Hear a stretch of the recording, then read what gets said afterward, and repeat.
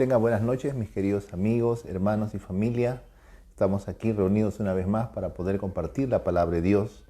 Acabamos de estudiar hace un par de días el capítulo 8 del libro de Romanos. Habíamos estado haciendo un estudio acerca de ese hermoso capítulo y ahora vamos a ver otro capítulo importante de la Biblia que se encuentra en el libro de Efesios. Esta es otra carta escrita por el apóstol San Pablo en el Nuevo Testamento y vamos a ver el capítulo número 1 del libro de Efesios, uno de los capítulos también más importantes, con mayor cantidad de doctrina, riqueza doctrinal que podemos encontrar nosotros en la Biblia. Es importante que nosotros podamos entender estos capítulos que hemos estado estudiando, porque entonces así vamos a poder tener una mayor claridad de lo que significa ser un cristiano y de lo que Dios hace por nosotros. Cuando nosotros no entendemos pasajes como este, es entonces que fácilmente nuestra percepción de la vida cristiana es fácilmente llevado por las tradiciones, por lo que normalmente la gente habla y repite. Y eso es algo que el apóstol Pablo advertía a la iglesia.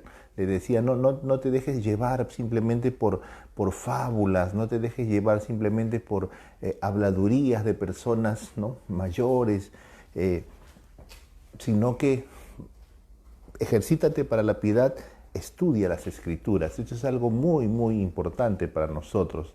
Entonces, como cristianos, nosotros no estamos simplemente para aceptar, ¿no?, la religión así simplemente como tal, sino que estamos llamados a estudiar la palabra de Dios. Tú y yo tenemos un deber muy importante y es conocer a nuestro Dios.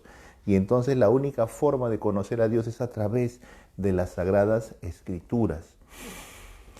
Y de esa forma entonces nosotros podemos entender cuál es nuestra relación con Dios, quién es Dios, quiénes somos nosotros, cuál es el plan que Dios tiene para nosotros. Así que vamos a estudiar este capítulo 1 del libro de Efesios y comenzamos entonces por el verso 1 y 2, donde es el saludo protocolar que el apóstol Pablo hace en cada uno de los libros o cartas que le escribía, ¿no? Dice: Pablo, apóstol de Jesucristo, por la voluntad de Dios, a los santos y fieles en Cristo Jesús que están en Éfeso, ¿no?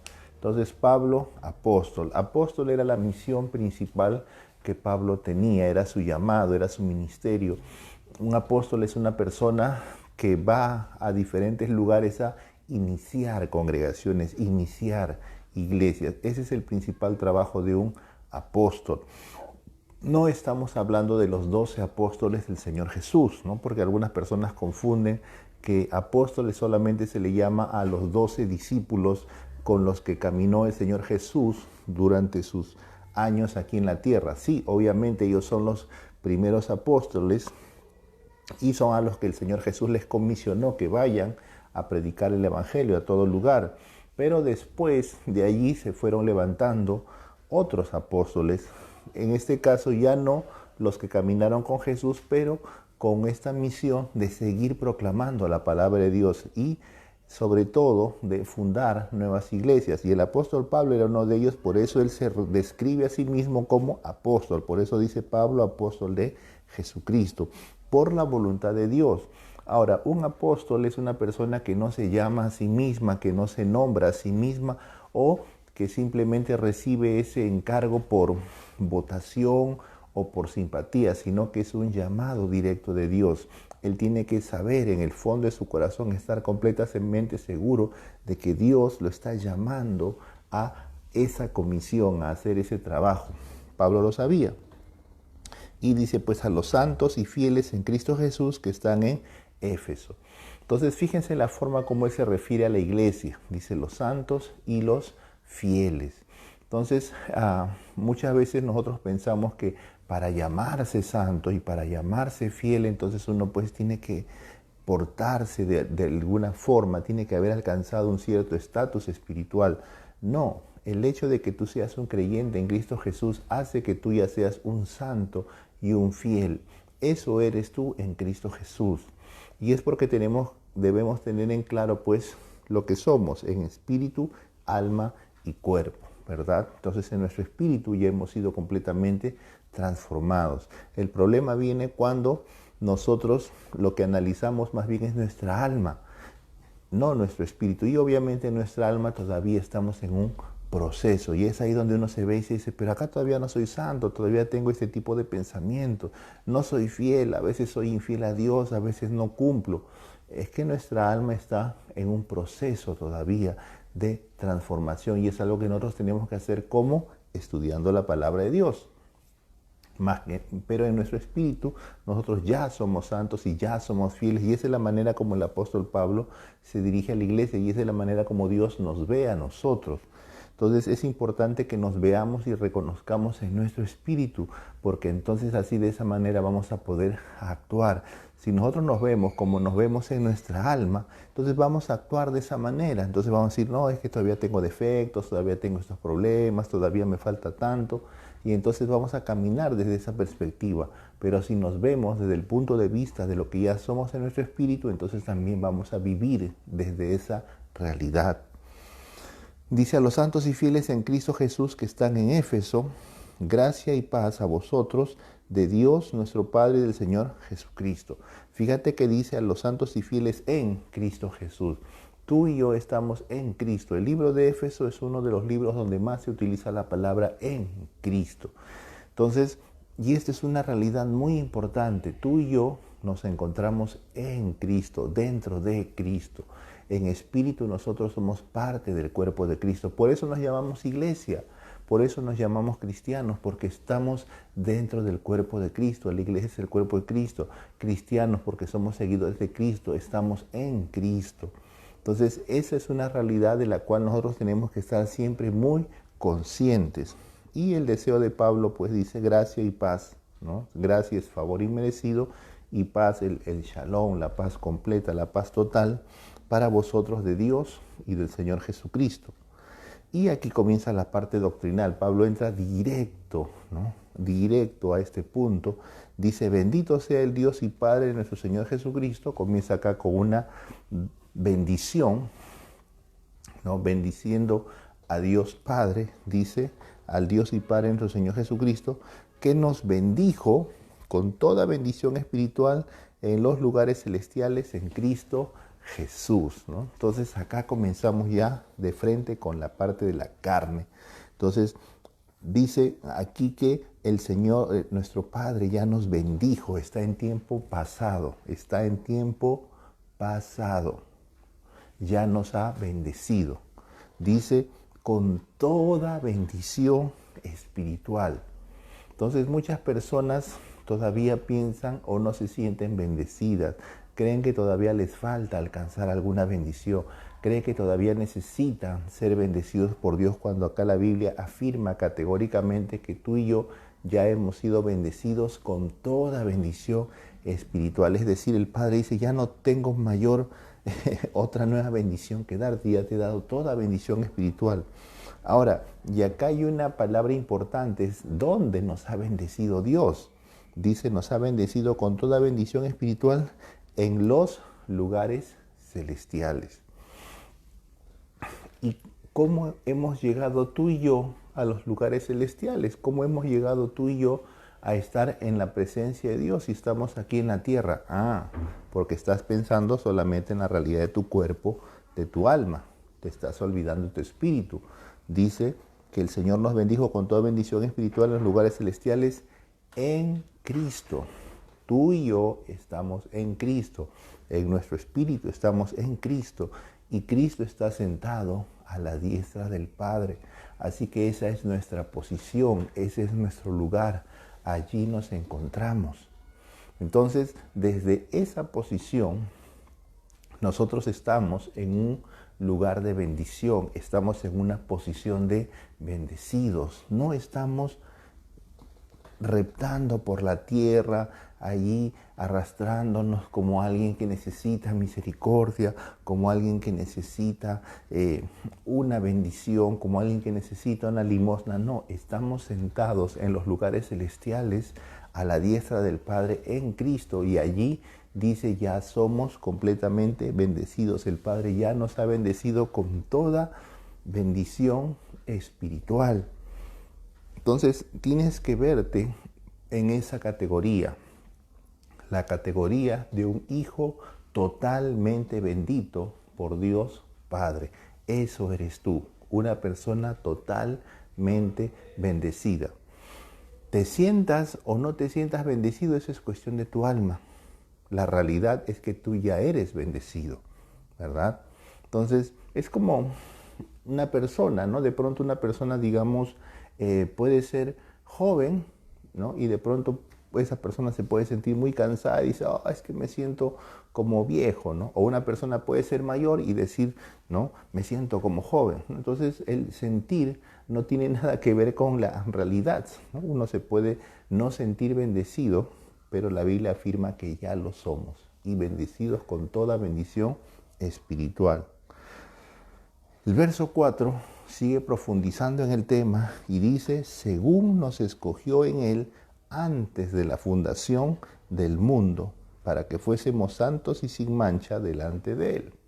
Dice aquí que Él nos escogió, Dios el Padre nos escogió. ¿Y cuándo nos escogió, no? La primera pregunta era, ¿dónde nos bendijo? En los lugares celestiales. Ahora, ¿cuándo nos ha escogido el Señor para ser bendecidos? No te escogió hoy, no te escogió el día que recibiste a Cristo en tu corazón, ni siquiera te escogió cuando naciste. Dice que nos escogió en Él, nos escogió en Cristo. Te vuelvo a repetir, acá en el libro de Efesios se usa mucho la palabra en Él, en Cristo, en el amado. Entonces esa es nuestra posición, en Cristo, en Cristo. Siempre tienes que mentalizarte, tú estás en Cristo, ¿no? Haciendo un paréntesis, ¿no? Antiguamente siempre se hablaba que si una persona cometió un pecado, uy, este hermano está en pecado, ¿no? En pecado, ¿no? Cometía algún tipo de falta, entonces decía que estaba en esa falta, en ese pecado.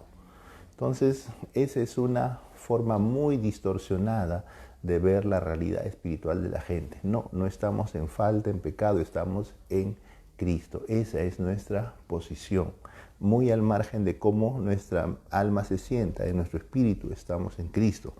Cerrando paréntesis, entonces, dice, ¿cuándo nos escogió? Dice, nos escogió en Él antes de la fundación del mundo, antes de la creación, antes de que Dios dijera, sea la luz, y fue la luz, antes que la tierra estaba desordenada y vacía en el primer día de la creación, antes de eso, Dios ya te había escogido. Es decir, Dios, nuestro Padre, que todo lo sabe, nuestro Dios todopoderoso, Él ya tenía conciencia de ti, sabía que algún día vendrías a existir, sabía que alguna vez ibas a nacer, sabía que alguna vez ibas a estar en esta tierra. Entonces, cualquier situación que tú estás viviendo en este momento, Dios ya lo ha sabido. No lo está sabiendo ahorita desde el cielo, Él ya lo ha sabido desde antes de la creación del mundo, Él ya lo sabía, Él ya tenía conciencia de ti, de toda la situación de tu vida, y Él ya te había escogido. ¿Para qué te había escogido? Para que tú seas santo y sin mancha delante de Él. Estamos hablando, y esto es claro, estamos hablando de estado, ¿ya? De estado, no de actuación, no de performance, no de desarrollo, sino de estado. Entonces tú eres santo, no es que te comportas como santo, eres santo y eres sin mancha delante de Él. Ese es tu estado, es el estado en que está tu espíritu. En tu espíritu es santo y sin mancha, no se puede contaminar. En nuestro cuerpo y en nuestra alma sí, ahí todavía podemos pensar mal, sentir cosas indebidas, hacer cosas indebidas, pero esas cosas no afectan nuestra realidad espiritual. En nuestro espíritu somos santos y sin mancha delante de Dios. Quizás delante del mundo, como el mundo solamente ve lo natural, nos pueden juzgar y decir, no, es que eres así o eres asá. Ante Dios, tú eres santo y sin mancha. Voy a presionar esto un poco más. Imagínate ahorita mismo un terrible delincuente que ha sido acusado de homicidio, violación y está ahorita en prisión, ¿no? Y imaginemos en una prisión en un país donde todavía hay pena de muerte, ¿no? y está allí en prisión ya condenado, esperando de que en algunas semanas o meses se haga su ejecución. Y entonces alguien le predica la palabra a esta persona y esta persona recibe a Cristo en su corazón. Ante los ojos de la sociedad, él ya fue juzgado. Ante los ojos de la sociedad, este hombre ya es un criminal. En el mundo natural, él es un delincuente digno de muerte. Pero delante de Dios, él es un santo y sin mancha. Imagínate. Eso es lo que dice aquí la palabra. En su espíritu, esa persona que acaba de poner su fe en Jesús y ahora está en Cristo, en su espíritu, él es un santo y sin mancha. Aunque en lo natural, para el mundo, él es una persona condenada y efectivamente, no por el hecho que recibió a Cristo lo van a perdonar, quizás ¿no? En unas semanas lo van a ejecutar. Entonces, esa es la realidad que tú tienes que tener claro. No es lo que eres por fuera. Lo que eres por fuera es una parte de ti que se está transformando día a día. Lo que eres en tu espíritu, ese es tu estado que no se mueve, que no cambia. Así eres ya por la eternidad. Y allí tú eres santo y sin mancha. ¿Por qué? Porque Dios así ya te había escogido y predestinado desde antes de la fundación del mundo. Y agrega algo más el siguiente verso, el verso 5. Dice, en amor, habiéndonos predestinado para ser adoptados hijos suyos por medio de Jesucristo. Esta palabra en amor viene de lo anterior. Dice que nos escogió en Él.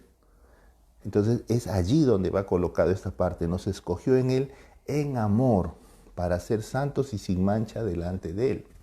Entonces Dios no nos escogió porque, bueno, pues no le quedaba otra alternativa, ¿no? A ver, ¿qué voy a hacer con esta persona? Ya pues caballero, no lo voy a, ya que sea un santo y sin mancha. No, tampoco es que lo amenazaron a Dios. Nadie tiene más poder que Dios para decirle, obligarlo. Tienes que hacer que esta persona sea un santo y sin mancha. No. Él nos escogió, dice, en amor o por amor. Lo que te estoy diciendo, y es lo que dice la palabra, es desde antes de la fundación del mundo, antes incluso que tú nacieses, Dios ya te había amado. Y por ese amor Él ya te había escogido. Dios había decidido amarte. Acuérdate que el amor es una decisión. Dios es amor. Y Él decidió amarte. Y por tanto que te amaba, Dios decidió escogerte para que tú seas una persona santa y sin mancha, puro, limpio, ante Él, delante de Él. Dice, habiéndonos predestinado, ¿no? Acá vino otra vez esa palabra y como les dije, otra vez acá volví a investigar por si acaso si era una palabrita diferente y no, es la palabra predestinado, no una palabra a la que muchos cristianos le tienen miedo porque piensan que es una palabra un poco hereje, dicen, no, ¿cómo es posible que Dios nos predestine para...?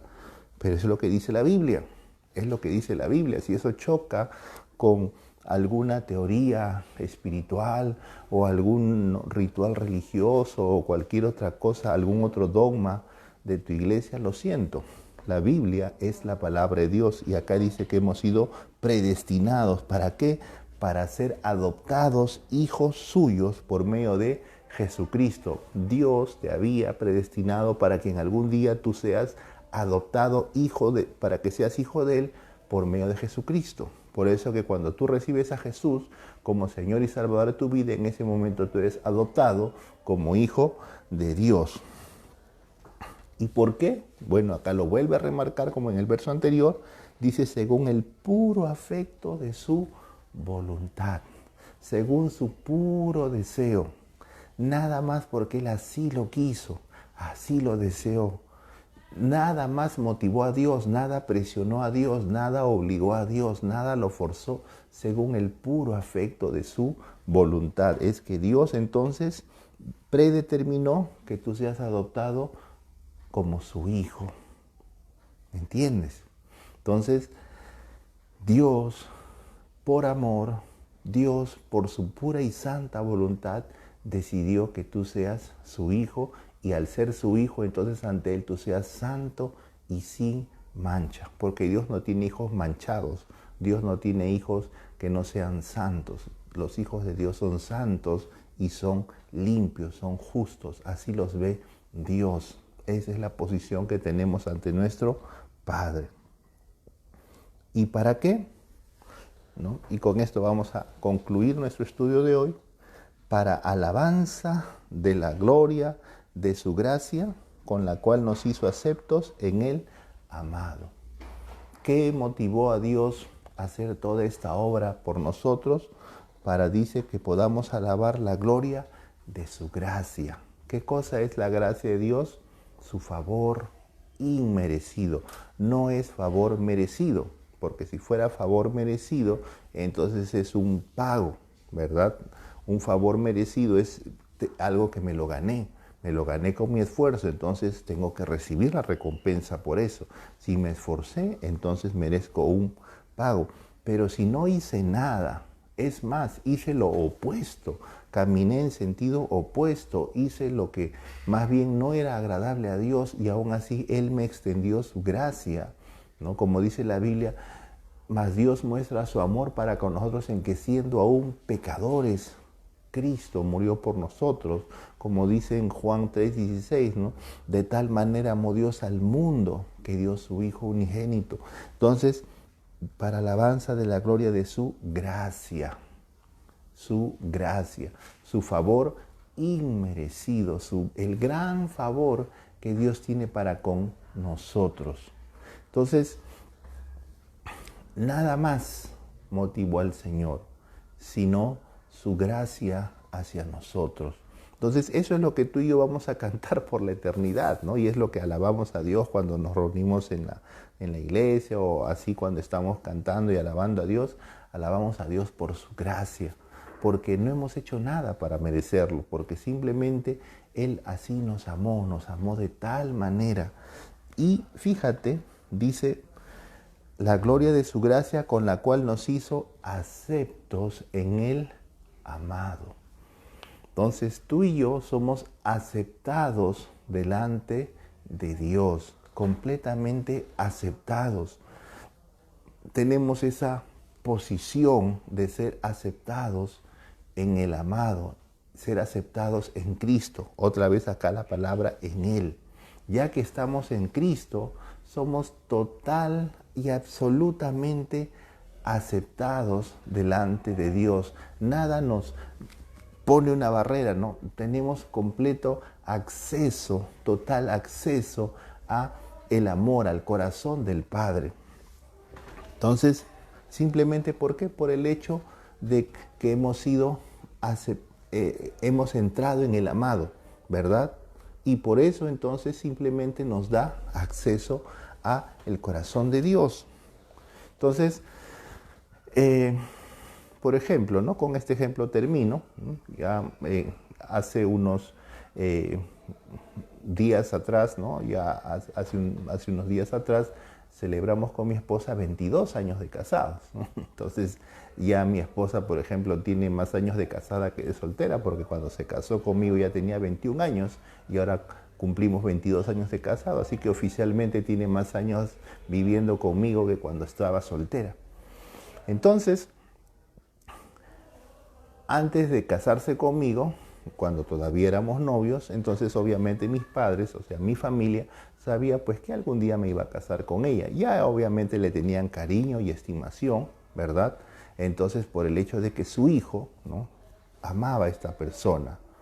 Entonces, y desde el momento que ya hicimos el pacto delante de Dios de casarnos, ¿no?, entonces ya fuimos esposos, entonces con mayor razón ella fue recibida en nuestra familia, así como el caso mío también en la familia de mi esposa, ¿no? Entonces, para mis padres, mi esposa es como una hija más, una hija amada y querida, igual que yo para mis suegros, soy también un hijo querido y amado para ellos, ¿verdad? Y obviamente ni qué hablar de mis hijos, ¿no? Ellos son nietos engreídos y queridos para ambos abuelos, ¿no? Entonces, los abuelos se desviven por sus nietos. Entonces, hemos ingresado, ¿no?, hemos sido adoptados en nuevas familias, ¿no?, por medio de un amado que había en esa familia, por medio de un hijo, por medio de una hija, y entonces completamente recibidos, somos parte de la familia, somos parte, ¿verdad?, de una nueva, de un nuevo grupo, con un nuevo nombre, un nuevo apellido, y somos completamente amados. Y en realidad este ejemplo queda corto con respecto a lo que Dios ha hecho con nosotros, ¿no? Dios ha dado la vida de su Hijo por amor a nosotros, y los que le recibimos por fe en su nombre somos completamente ahora aceptados y recibidos como hijos amados en la familia de Dios. Así que ahora tú y yo somos amados y somos, digamos, engreídos de Dios. Esa es nuestra nueva realidad, mis queridos hermanos. Esa es la realidad. Y eso sucedió, ¿por qué? Porque Dios así lo predestinó. Y eso sucedió cuando, antes de la fundación del mundo, Dios así lo decidió. ¿Dónde sucedió esto? Ahí en los lugares celestiales. Así que tú eres bendito con toda bendición espiritual. Quizás en este momento puedas estar enfermo, quizás en este momento puedas estar con algunas preocupaciones, quizás en este momento puedas estar pasando una situación difícil, pero tú eres bendecido. Dios te ha escogido, tú eres aceptado completamente en Cristo y eres bendito con toda bendición espiritual. Quizás has cometido un error hace un rato, quizás te has enojado o has sido egoísta, no sé, pero tú delante de Dios eres santo y sin mancha. Esa es tu posición, mi querido hermano. Amén. Vamos a orar y darle gracias a Dios, y después, ¿no?, en la próxima oportunidad continuaremos estudiando este maravilloso capítulo 1 de Efesios. Padre amado, te doy gracias, Señor, en esta hora por este tiempo. Gracias, Padre, por compartir con mis hermanos amados, con mis amigos y con mis familiares, Señor, este estudio, Padre, del libro de Efesios. Te pido, Padre Celestial, que nos abras nuestro entendimiento, nos ilumines, Señor, y por medio de tu Espíritu Santo nos ayudes a poder comprender más y más las Escrituras. Gracias, Padre bendito. En el nombre de Jesús, creemos, Señor, que somos aceptados en Cristo el amado. Creemos que somos bendecidos. Creemos lo que dice tu palabra, Señor. Creemos absolutamente, Señor, que hemos sido predestinados para ser tus hijos, Dios, y caminar santos y sin mancha delante de ti. Te agradecemos por todo esto en el nombre de Jesús. Amén y amén. Y si tú estás viendo esta transmisión por primera vez y todavía no has hecho a Jesús el Señor y Salvador de tu vida, te invito a que lo puedas recibir ahora mismo con toda confianza en tu corazón. Solo pídele con fe y dile: Señor Jesús, en este momento te recibo en mi corazón como el Señor y Salvador de mi vida. Gracias, porque por medio de ti seré acepto delante de Dios. Gracias por haber dado tu vida por mí, y porque en este momento pongo mi fe y confianza solamente en ti. Gracias, Señor, porque ahora soy un hijo de Dios y tengo vida eterna. Amén y amén. Un beso para todos, mis queridos hermanos, que Dios los bendiga, un gran abrazo, y nos vemos este día domingo a las 11 de la mañana cuando estemos transmitiendo nuestro servicio. Que Dios les bendiga a cada uno de ustedes.